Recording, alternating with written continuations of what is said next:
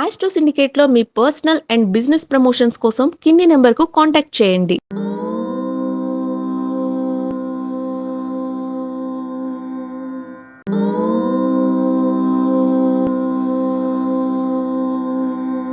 అందరికీ నమస్కారం. Share market సమాచారం వారం వారం మీ అందరి కోసం. గత వారంలో మనకి 17వ తేదీ ముగిసినటువంటి షేర్ మార్కెట్ మనకు ఒక మంచి లాభాన్ని కలిగించింది. ఆల్మోస్ట్ నాకు తెలిసి 4,99,000 కోట్ల ముదుపర్ల సంపద క్షేమంగానే ఉంది. అంతర్జాతీయమైనటువంటి ప్రభావాలని దాన్ని పూర్తిగా మనం తీసుకుంటూనే, అంటే వాటిని తట్టుకుంటూనే మనం కొన్ని పరిపూర్ణమైనటువంటి ఫలితాలని పొందుకునే ప్రయత్నం చేస్తున్నాం. ఓకేనా? సో అలాంటి విషయాల మీద మనం ప్రతివారం చెప్తున్నటువంటి ఒక ఇన్ఫర్మేషన్, అంటే జాగ్రత్తగా మనం పరిశీలించుకునే ఇన్ఫర్మేషన్లో జూలై 20వ తేదీ నుంచి 24వ తేదీ మధ్యలో షేర్ మార్కెట్ ఎలా ఉండబోతుంది అన్న సమాచారంలో మీ అందరి కోసం ఒక చిన్న ఇన్ఫర్మేషన్ని ఇవ్వబోతున్నాను.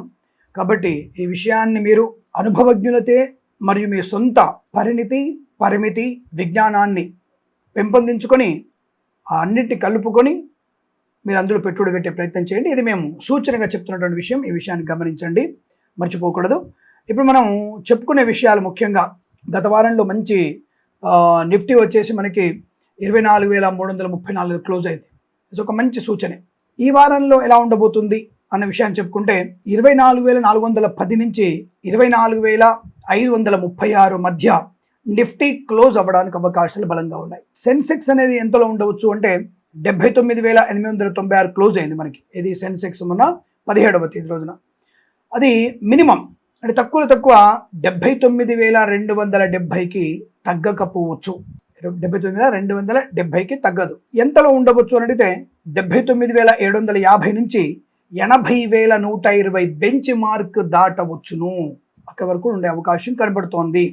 కాబట్టి దాంట్లో మంచిగా మనం ఈసారి అనుకూలవంతమైన సమీకరణాలుగానే చెప్పబడుతోంది. మనకి ఈ యొక్క ఇండియన్ స్టాక్ మార్కెట్ అంతర్జాతీయ ప్రభావము ఎలా ఉండబోతుంది, ఆ విషయాలన్నీ మనము ఒక మంచి విశ్లేషణ ద్వారా మీకు చెప్పే ప్రయత్నం చేస్తాను.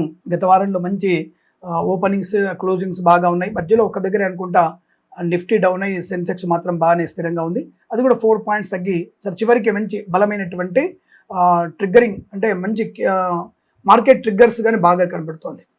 అలాగే మనకి ఈ యొక్క సోమవారం రోజు ఓపెనింగ్ అవ్వడమే రిలయన్స్ ఇండస్ట్రీస్ యొక్క క్వార్టర్ ఫలితాలని, అలాగే ఐసిఐసిఐ, హెచ్డిఎఫ్సి, యాక్సిస్ బ్యాంక్ మరియు ఎస్బీఐ లాంటి ఎర్నింగ్స్ అత్యంత కీలకంగా మారబోతున్నాయి.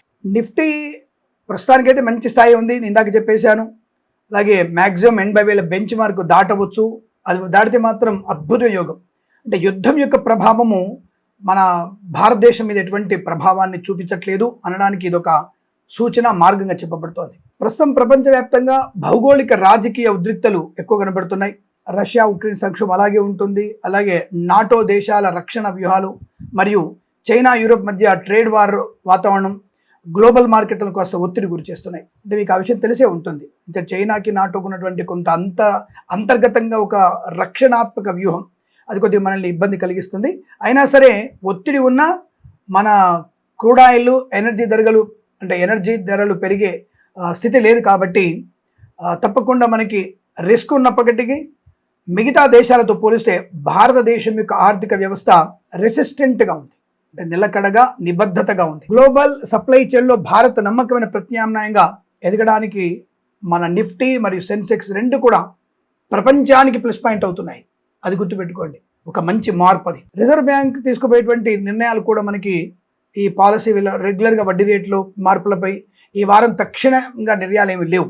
కాబట్టి దాని గురించి మీరు కంగారు పడాల్సిన అవసరం లేదు. ఆర్బీఐ బ్యాంకింగ్ రంగాన్ని మరింత పటిష్టం చేయడానికి కొన్ని కీలక అడుగులు మనకి జూలై 1నే అమల్లోకి తీసుకొచ్చింది. ఇంటిగ్రేటెడ్ అంబుడ్స్మెన్ అనేది తీసుకొచ్చింది. సో కాబట్టి ఆర్బీఐ ఐఓఎస్ 2026 కస్టమర్ల ఫిర్యాదుల పరిష్కారాన్ని కూడా వేగవంతం చేసింది. అంటే మనకి ఏ ప్రాబ్లం ఉన్నా వెంటనే మనం ఆర్బీఐని అంబుడ్స్మెన్లో మనం పెట్టుకొని మన సమస్యని పరిష్కారం చేసుకోవచ్చు అనే విషయాన్ని గమనించండి. ఈ బ్యాంకుల డిజిటలైజేషన్, అంటే బ్యాంకుల యొక్క డిజిటల్ డేటా గవర్నెన్స్ ఫ్రేమ్వర్క్ అంటారు. డేటా గవర్నెన్స్ ఫ్రేమ్వర్క్ ఇన్ఫ్లేషన్ అదుపులో ఉంచుతూ మార్కెట్ లిక్విడిటీని ఆర్బీఐ నిరంతరం కూడా పర్యవేక్షణ చేస్తోంది. అంటే ఎందుకు వచ్చింది ఈ యొక్క స్థితి అంటే అంతర్జాతీయమైనటువంటి క్రూడ్ ఆయిల్ మరియు ఈ యొక్క ఎనర్జీ లెవెల్స్, ఈ గ్యాస్ సరఫరా మీద మనం ఫోకస్ చేయడం వల్ల ఈ బ్యాంకింగ్ స్టాక్స్కి లాంగ్ టర్మ్లో ఒక మంచి బూస్ట్ ఇవ్వడానికి ఆర్బీఐ ఇట డాటా గవర్నెన్స్ ఫ్రేమ్వర్క్ అనేది చేసిన విషయాన్ని గమనించండి. ఇక అంతర్జాతీయ ఆర్థిక పరిస్థితి, గ్లోబల్ ఎకనామీ ఎలా ఉంటుంది అంటే ఇంటర్నేషనల్ మానిటరీ ఫండ్ అంటే ఐఎంఎఫ్ దాని నివేదిక ప్రకారంగా ఈ గ్లోబల్ గ్రోత్ రేట్ అనేది 3.0%గా అంచనా వేస్తుంది. అమెరికాలో వడ్డీ రేట్లు అండ్ బాండ్ ఈల్డ్స్ ఎక్కువగా ఉండడం వల్ల డాలర్ ఇండెక్స్ బలంగా ఉంటుంది. అయితే ప్రపంచవ్యాప్తంగా ఆర్టిఫిషియల్ ఇంటెలిజెన్స్ ఇది చాలా ముఖ్యమైనది.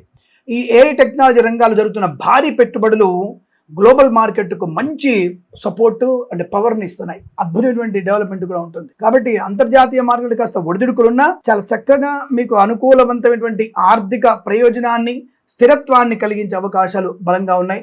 కాబట్టి కాస్త జాగ్రత్తగా మనం కూడా అంతర్జాతీయమైనటువంటి ఆర్థిక విషయాల్ని, రాజకీయ విషయాలని, యుద్ధ వాతావరణాన్ని మనం కొద్దిగా జాగ్రత్తగా దాన్ని చూసుకుంటూ తప్పకుండా మనం ముందడుగు వేస్తే మంచి లాభాలు పొందుకునే అవకాశాలు ఖచ్చితంగా ఉంటాయి.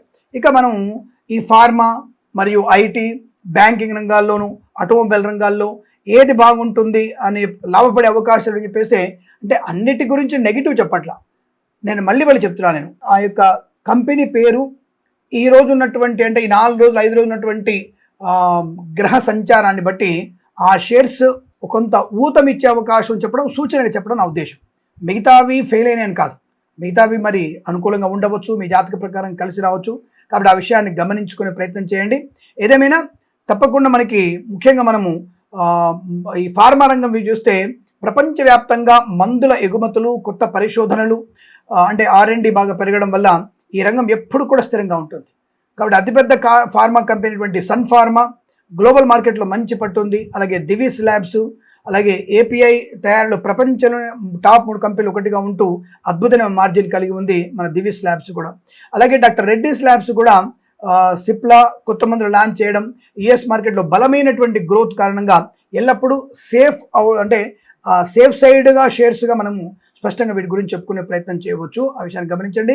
అలాగే ఆటోమొబైల్ రంగంలో ఈ మనకి ముఖ్యంగా ఈవీ కార్లు, మనం గత వారం కూడా చెప్పుకున్నాం.